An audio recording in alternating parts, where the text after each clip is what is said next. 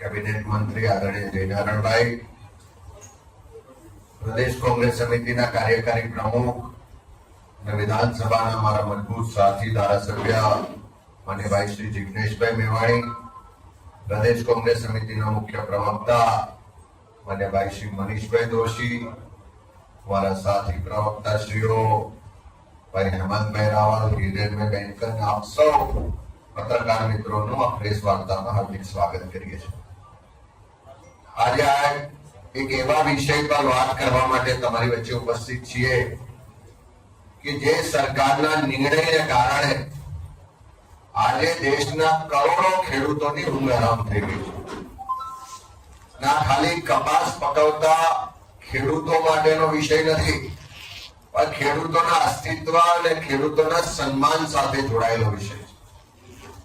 એક તરફ ભારતીય જનતા પાર્ટીના નેતાઓ અને પ્રધાનમંત્રી શ્રી કાયમ જાહેરમાં ખેડૂતોને વાયદા વચન આપે કે ખેડૂતોને ઉત્પાદનના ડબલ બજાર ભાવ મળશે, ખેડૂતોની આવક બમણી થઈ જશે, ગુજરાતનો ખેડૂત તો મારુતિ કાર ફેરવતો થઈ જાય, એવા વર્ષો જૂના ભાષણો આપણે સૌએ સાંભળ્યા છે.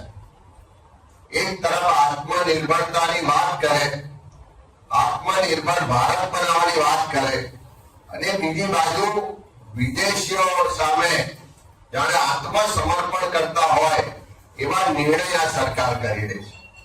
વોકલ ફોર લોકલ અને અનેક સ્વદેશી અપનાવવાની વાતો હમણાં જ ગુજરાતમાં જયારે પ્રધાનમંત્રી શ્રી આવ્યા ત્યારે કરીને ગયા, પણ જે નિર્ણયો થાય છે એના કારણે આજે ખેડૂત આર્થિક રીતે ખૂબ તકલીફમાં છે અને સાથે સાથે એના ભવિષ્ય સાથે પણ મોટા પ્રશ્નો ઉભા થયા છે.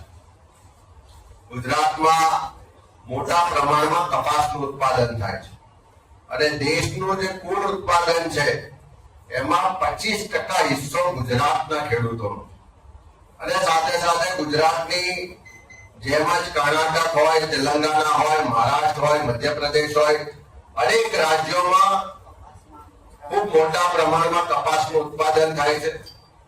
અને એ કપાસનું ઉત્પાદનનું આજે પણ જેની ઇનપુટ કોસ્ટ છે એના પ્રમાણમાં એને ઉત્પાદનનો બજાર ભાવ નથી મળતો. અને આ તો પડ્યા પર પાટું સમાન સરકાર દ્વારા જે ઇમ્પોર્ટ ડ્યુટી હતી જે 11% હતી એને 0 કરવાનો નિર્ણય કરવામાં આવ્યો. ઓગસ્ટ મહિનામાં જયારે આ નિર્ણય થયો ત્યારથી જ વિરોધની શરૂઆત થઈ. એમ હતું કે સરકાર નિર્ણય પાછો ખેંચશે, પણ નિર્ણય પાછો ખેંચવાને બદલે સરકારે એની જે અવધિ હતી 30મી સપ્ટેમ્બર એમાં વધારો કરીને 31 ડિસેમ્બર કરી. એનો સ્પષ્ટ મતલબ છે કે આ સરકાર ખેડૂત વિરોધી છે, ખેડૂતોની કોઈ પણ પ્રકારની ચિંતા નથી. અને આ નિર્ણયથી થવાનું શું કે આ નિર્ણય થવાને કારણે જે વિદેશથી કપાસ ભારતમાં આવશે એના પર હવે 0% ડ્યુટી લાગવાની, એટલે કોઈ ડ્યુટી નહીં લાગે. આ ઇમ્પોર્ટ ડ્યુટી નહીં લાગવાને કારણે વિદેશથી જે કપાસ ભારતમાં ડમ્પ થશે એ સસ્તા ભાવે વેચાશે, અને અહીંનો ખેડૂત જે મહેનત પરસેવો મજૂરી કરીને કપાસનું ઉત્પાદન કરે છે એને બજારમાં કપાસ વેચવા જશે તો પૂરતો ભાવ નહીં મળે. અને આ નિર્ણયને કારણે ખેડૂતોને ખૂબ મોટું નુકસાન થવાનું છે. અત્યારે ખેડૂતો ખૂબ આક્રોશમાં છે, એની માટે લડત લડી રહ્યા છે, અને કોંગ્રેસ પક્ષ આ ખેડૂતોની લડતમાં એમના તકલીફના સમયમાં એમની સાથે છે. અને એટલા જ માટે અમે સરકારને કહેવા માંગીએ કે કદાચ આપણે ટેક્સટાઇલ ઇન્ડસ્ટ્રી માટે, એપરલ ઇન્ડસ્ટ્રી માટે એને લાભ થાય એટલા માટે આ ડ્યુટી નાબૂદ કરી હોય તો સમજી શકાય છે. કદાચ તમારા ઉદ્યોગપતિ મિત્રોને લાભ કરાવવા માટે નિર્ણય લીધા હોય તો વાંધો નથી, પણ ખેડૂત જે જગતનો તાજ છે, જે પરસેવો મહેનત કરીને આપણું પેટ ભરે છે, જે અન્ન સુરક્ષા માટે દિવસ રાત એક કરે છે, એ ખેડૂતના ભોગે કોઈ ઉદ્યોગપતિઓને કે ઇન્ડસ્ટ્રીને લાભ પહોંચાડવાની નીતિ કોઈ પણ સંજોગોમાં ચલાવી લેવાય નહીં. આ સરકારની ખેડૂત વિરોધી જે નીતિ છે એ આ નિર્ણયથી સ્પષ્ટ રીતે ખુલ્લી પડી ગઈ છે.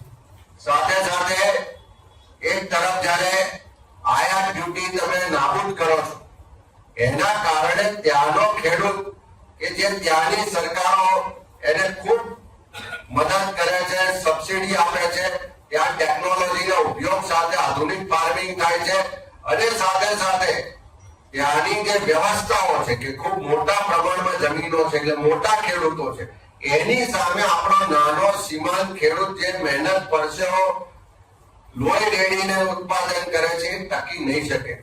અને આખા દેશમાંથી જે ભારતમાં કપાસ ઇમ્પોર્ટ થાય છે એમાં બીજા નંબરે અમેરિકાથી કપાસ ઇમ્પોર્ટ થાય છે. એક તરફ ટ્રમ્પ આપણા મિત્ર છે એવા નરેન્દ્રભાઈ ખૂબ બળગા ફૂકે, હાવડી મોદી ના કાર્યક્રમો થાય, નમસ્તે ટ્રમ્પ ના કાર્યક્રમ થાય, એ મિત્ર ભારત પર ખૂબ આકરા ટેરિફ દાખલ કરે કે ભારતથી કોઈ ત્યાં એક્સપોર્ટ કરશે તો એના પર મોટો ટેક્સ લગાડવામાં આવશે.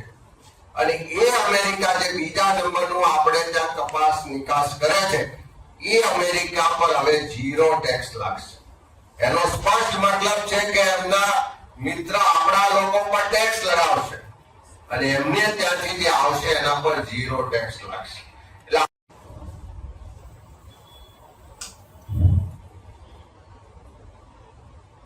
પ્રધાનમંત્રી ગુજરાતમાં આવ્યા, મોટા મોટા ભાષણો આપીને ગયા. કોંગ્રેસનો વોર્ડ લેવલના કાર્યકરથી લઈને પ્રદેશ લેવલના કાર્યકરોને આ ભારતીય જનતા પાર્ટીની પોલીસે ડિટેન કર્યા. એમને ખોટી રીતે ડરાવવા દબાવવાનો પ્રયત્ન કર્યો, પણ બીજી પાર્ટીના એક પણ કાર્યકરને ડિટેન ના કર્યા, કોઈ દબાવવા કે ડરાવવાનો પ્રયત્ન ના કર્યો.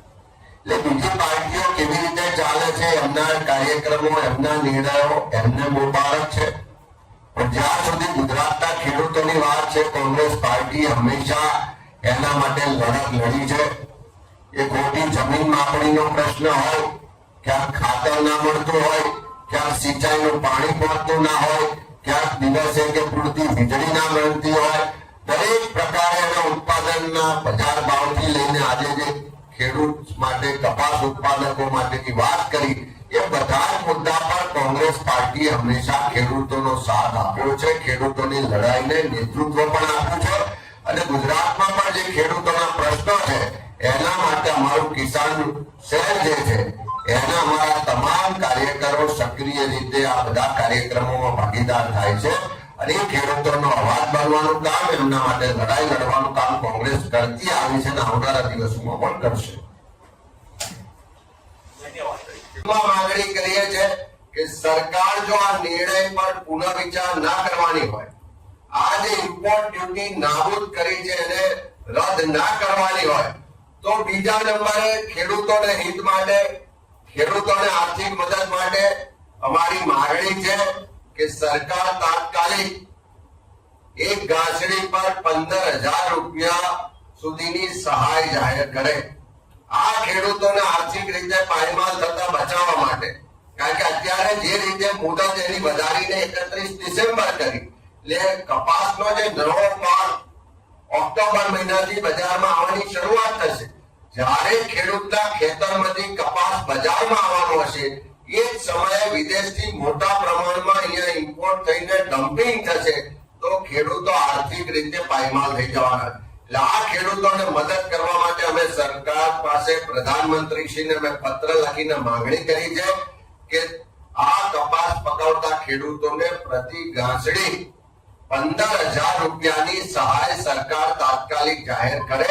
એના માટેની યોજના પેકેજ બહાર પાડીને એનો તાત્કાલિક અમલ કરે અને એમાં વિલંબ ના થાય. કોઈ વચેટિયા કે સરકારી તંત્રમાં આખી યોજના કે આ ખેડૂતોનો લાભ અટવાઈ ના જાય, એટલા માટે અમે પત્રમાં એ પણ વિનંતી કરી છે પ્રધાનમંત્રીશ્રીને, સરકારને, કે ડાયરેક્ટ બેનિફિટ ટ્રાન્સફર દ્વારા આ 15,000 રૂપિયા પ્રતિ ગાંસડીએ ખેડૂતના ખાતામાં સીધા જમા થવા જોઈએ.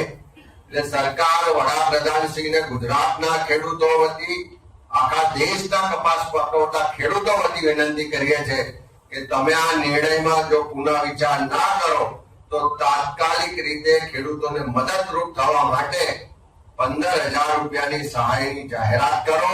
એ માટેની યોજના લાવો અને ડાયરેક્ટ બેનિફિટ ટ્રાન્સફર સ્કીમ હેઠળ આ પૈસા સીધા ખેડૂતના ખાતામાં જમા થાય એ માટેની તાત્કાલિક કાર્યવાહી કરો એવી અમે પત્ર લખીને માંગણી પણ કરી છે. સાથે સાથે મારે ગુજરાત સરકારને પણ કહેવું છે કે કેન્દ્ર સરકાર તો કદાચ એમના વિદેશી મિત્રો કે વિદેશી કંપનીઓ સાથે આ બાબતે કોઈ પરામર્શ કરીને કોઈ નિર્ણય કરે કે ના કરે, પણ ગુજરાત સરકારે પણ ગુજરાતના ખેડૂતો જે આખા દેશમાં કપાસનું ઉત્પાદન થાય છે એમાં 25% હિસ્સો ધરાવે છે એ ખેડૂતો, એમાં પણ ખાસ કરીને સુરેન્દ્રનગર જિલ્લો હોય, મોરબી જિલ્લો હોય, સૌરાષ્ટ્રનો વિસ્તાર હોય કે ઉત્તર ગુજરાતમાં બનાસકાંઠાના બીજા વિસ્તાર હોય, આ વિસ્તારના ખેડૂતોને મદદ કરવા માટે રાજ્ય સરકાર પણ પોતાની રીતે આવી યોજના લાવે, ખેડૂતોને સીધો આર્થિક સહાય જાહેર કરે અને આ મુશ્કેલ સમયમાં ખેડૂતોની મદદ કરે એવી માંગણી કરી છે. હું આદરણીય જયનારાયણભાઈને વિનંતી છે કે વિરોધ પક્ષમાં રહીને અમે આક્ષેપ કરીએ સ્વાભાવિક છે, પણ એમના પોતાના જ ડોક્યુમેન્ટમાં જે આ 30 સપ્ટેમ્બરથી જે મર્યાદા એમણે વધારી એ વધારવાનું કારણ રીઝન ફોર એક્સટેન્શન માં એ લખે છે કે the move aims to support textile exporters facing challenges due to recent 50% tariff imposed by the US on Indian goods. એટલે અમેરિકાએ કાંડું અબળ્યું માટે કર્યું છે. પ્રધાનમંત્રી વારે ઘડીએ કહે છે કે મને તો હું કોઈને સાંભળતો નથી ને ટ્રમ્પ મારા માટે કશું કરી શકે નહીં ને અમે અમારા નિર્ણય સ્વાયત્ત રીતે લેવા માંગીએ છીએ.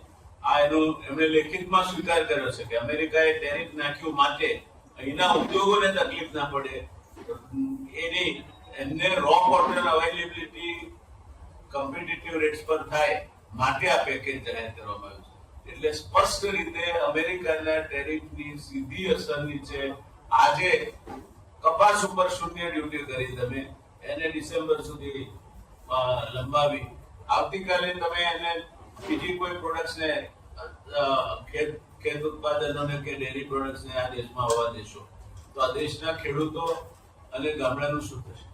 આજે ખેતી સીધી આડકતરી 50% રોજગારી આપે છે. આ દેશમાં આપણે રોજગારીની વાત કરીએ, પ્રધાનમંત્રી Shri from the ramparts of the Red Fort કહી દીધું કે 3 કરોડ નોકરીઓ આવશે. મેં રેટ ઓફ ગ્રોથ જોઈને માંડ્યું તો આ નોકરીઓ આવનાર 50 વર્ષ લાગે. આજનો જે નોકરીઓ વધવાનો જે દર છે તે પ્રમાણે. એટલે પ્રધાનમંત્રી બોલે છે એને અને વાસ્તવિકતાને કઈ સંબંધ હોતો નથી. એમ ટ્રમ્પે જાહેર કર્યું કે પાકિસ્તાન ને ભારત વચ્ચે સમાધાન મેં કરાવ્યું છે, 1.5 ડઝન વખત જાહેર કર્યું છે. નથી પ્રધાનમંત્રી શ્રી કહેતા કે ખોટું છે અને નથી કોઈ એનો પ્રતિઓ આપતા. હવે પકડાયા છે આમાં લેખિતમાં એમણે સ્વીકાર્યું છે કે આ આપણા જે રેડીમેડ ગાર્મેન્ટ છે તે સુતરાઉ કપડા એ ત્યાં મોંઘા પડે છે. હવે આ એક ઉદ્યોગ થયો. આપણા ત્યાં સુરતમાં ડાયમંડ બુટ્સ થયા છે, ખાલી પડ્યું છે. કેમ? તો મોટામાં મોટી ભારતની હીરાની નિકાસ અમેરિકામાં છે, 40% નિકાસ અમેરિકામાં, અને એમાં આ 50% ડ્યુટી લાગે એટલે કચ્છર ઘાણ નીકળી જાય હીરા અને જવેરાત અને ઘરેણા ઉદ્યોગ, તે પ્રકારની પરિસ્થિતિ છે. એટલે આપણે તાબે થતા જઈએ છીએ અને છતાં તમાચો મારીને લાલ રાખવાની વાત કરતા જઈએ છીએ. એટલે પ્રમુખશ્રીએ સીધો પ્રધાનમંત્રીશ્રીને પત્ર લખ્યો છે, કારણ કે કેન્દ્રમાંથી નિર્ણય લેવાય, ભારતના સમગ્ર કયા ખેડૂતોના હિતને લક્ષ્યમાં રાખીને લેવાય. કારણ કે કપાસના ઉત્પાદનને લાગે વળગે છે ત્યાં સુધી આપણે 25% ઉત્પાદન કપાસનું કરીએ છીએ. મહારાષ્ટ્ર 28%, 28.9 એટલે 29% કરે છે. તેલંગાણા 16% કરે છે. કર્ણાટક 7.7% કરે છે અને મધ્યપ્રદેશ 6.1% કરે છે. આ મુખ્ય કપાસ પેદા કરતા રાજ્યો છે. એટલે આ બધા રાજ્યના લાખો ખેડૂતોના ઉપર જેમ પ્રમુખશ્રીએ કહ્યું તે પ્રમાણે હવે કપાસ વીણાવાની શરૂઆત થશે. ઓક્ટોબરના મધ્યમાં કપાસનું વર્ષ છે ને ઓક્ટોબરમાં શરૂ થાય, સપ્ટેમ્બરમાં પૂરું થાય. કપાસની વીણી શરૂ થશે અને એ માલ બજારમાં આવે ત્યારે 11% જકાત આવે. કોઈ ધંધામાં તમે 11% માર્જિન ખેડૂતોને મળતો હોય તો ખેડૂતના ઘેર સોનાના નળિયા થઈ જાય. 11% જકાત કાઢી નાખે રૂ પરથી. અને બીજી બાજુ અમેરિકામાં ખેતર દીઠ લગભગ 54 લાખ રૂપિયા સબસિડી આપે ખેડૂત, આપણે ત્યાં 40,000 આપે. એટલે આ પ્રકારની હરીફાઈમાં આપણો ખેડૂત ટકી શકે નહીં. ખેડૂતોનું સત્યાનાશ નીકળી જાય અને કપાસની જે આપણી અર્થવ્યવસ્થા છે, એમ લખે છે ગઈ સાલ કપાસનું ઉત્પાદન ઘટ્યું. તો કેમ ઘટ્યું? કારણ કે ખેડૂત પછી હવે એને મળતો એમાં નહીં લાગવા માંડ્યું, ગુલાબી ઈયળ ને બધાનો ઉપદ્રવ વધવા માંડ્યો. એટલે ખેડૂતે સોયાબીન અને મગફળી તરફ ડાયવર્સિફિકેશન લીધું છે. આ જો થાય તો દોસ્તો કપાસ એટલા રૂમની દ્રષ્ટિએ જોશો નહીં. કપાસ બીજી રીતે પણ આપણને ઉપયોગી છે, ખાદ્ય તેલની દ્રષ્ટિએ. આપણે એક જમાનામાં 5 કિલો પ્રતિ વ્યક્તિ માથાદીઠ 5 કિલો વર્ષે તેલ ખાતા, આજે 20 કિલો ખાઈએ છીએ. એટલે 80,000 કરોડ રૂપિયાનું વર્ષે તેલ આયાત કરીએ છીએ. એમાં આ જો કપાસિયાનું તેલ કપાસ તરફથી ખેડૂત બીજે વળે, ખેડૂત પાયમાલ થાય ને આવતું બંધ થાય, તો બીજું વિદેશી મૂડીરોકાણનો દેશને નુકસાન થાય, ખેડૂતને નુકસાન થાય. આ બધી બાબતો તો આપણે આ ગણતરીમાં લીધી જ નથી. જે indirect loss is going to be જે દેશની અર્થવ્યવસ્થાને, એટલે દેશના જીડીપી ને ઓછામાં ઓછું